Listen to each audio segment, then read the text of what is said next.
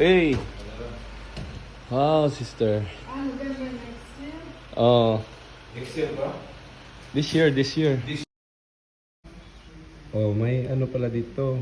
Nag-retreat from St. Michael College.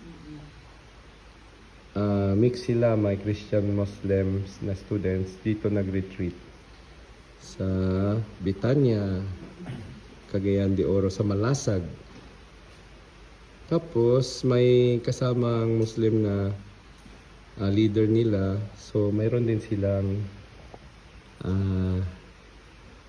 kanya pang Muslim na ano, retreat. Noon yun. Ngayon wala.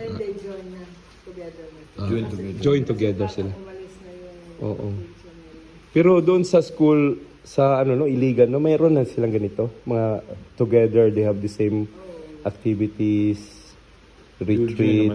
They will join, no? Oo. School activities.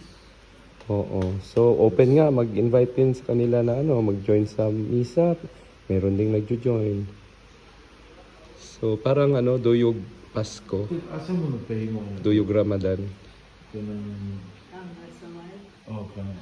Asa mo nagpahimo? Sinabi ko lang, sige sister, oo. Sinabi ko lang na yung retreat dito, mix no, sa St. Michael College. Yes, as we are diverse. We weren't discriminated based on our kind. We were welcome. Very good, oo. Tapos ano, sa St. Michael's, ganun din. Yes, Oo. Pero na-aware ako nung issue noon ha, sa St. Michael. Oo. It's misunderstanding. Misunderstanding, oh, na.